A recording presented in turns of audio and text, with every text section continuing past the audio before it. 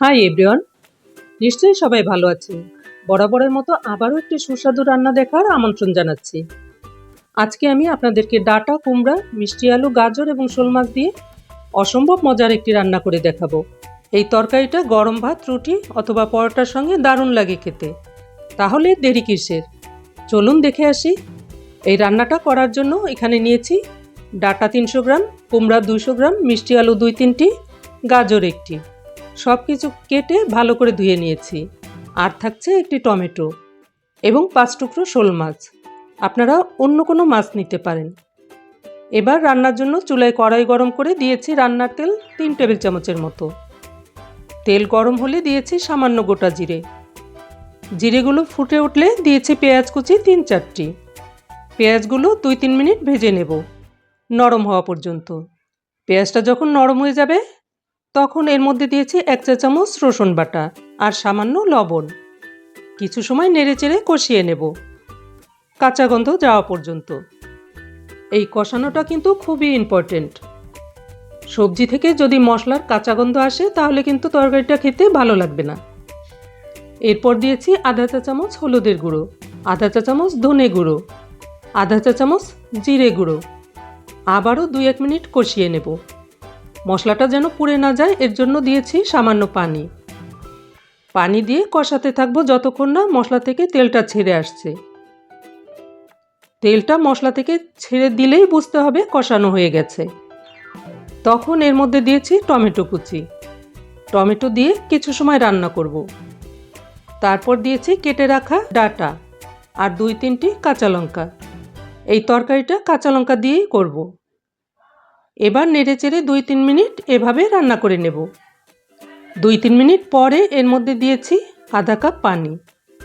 এই সবজিগুলোর ভিতরে ডাঁটাগুলো তুলনামূলকভাবে একটু শক্ত, তাই পানিটা দিয়ে হাফ সেদ্ধ করে নেব। ডাঁটার জন্য সামান্য লবণও দিয়েছি। এবার মিশিয়ে নিয়ে ঢেকে রান্না করব হাফ সিদ্ধ হওয়া পর্যন্ত। 3 থেকে 4 মিনিট সময় লাগতে পারে। 3-4 মিনিট পরে ঢাকনাটা তুলে নিলাম। এখন বাকি যে সবজিগুলো ছিল, কুমড়ো, মিষ্টি আলু, গাজর, এগুলি দিয়ে দিলাম এবং নেড়েচেড়ে মিশিয়ে নিয়েছি। আর দিয়েছি স্বাদমতো লবণ। আপনারা খেয়াল করেছেন কিনা, আমি কিন্তু লবণ 3 বারে অল্প অল্প করে দিয়েছি। প্রথমে মশলায়, পরে ডাঁটায়, সবশেষে বাকি সবজিগুলো দিবার পরে। চুলার জালটাকে সবসময়ের জন্য মিডিয়ামে রেখেই রান্নাটা করে নেব। সব সবজিগুলো মশলার সঙ্গে ভালোভাবে মিশিয়ে নিয়ে এর মধ্যে দিয়েছি ঝোলের জন্য পানি। আমি অনেকটাই পানি দিয়েছি। সবজিগুলো পানির মধ্যে ডুবে গেছে। বেশি দিয়েছি কারণ আলুতে অনেকটা পানি টেনে নেবে। এবার ঢাকনা দিয়ে ঢেকে যতক্ষণ না ফুটে উঠবে ততক্ষণ রান্না করব। তরকারিটা ফুটে গেছে। এখন ঢাকনা তুলে ভাজা শোল মাছগুলো এর মধ্যে দিয়ে দেব। আমি মাছগুলো শুধু হলুদ লবণ দিয়ে ভেজে রেখেছি। তারপর নেড়েচেড়ে মিশিয়ে রান্না করব। এ সময় লবণ এবং ঝালটা চেক করে নিতে পারেন। আমি চেক করে নিয়েছি, সব ঠিক আছে। এবার ঢেকে রান্না করব সিদ্ধ হওয়া পর্যন্ত।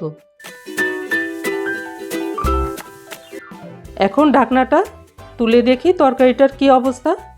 হ্যাঁ, তরকারিটা প্রায় হয়ে গেছে। 2-1টা কুমড়ো এবং আলুর টুকরো ভেঙে চুড়ে দিয়েছি।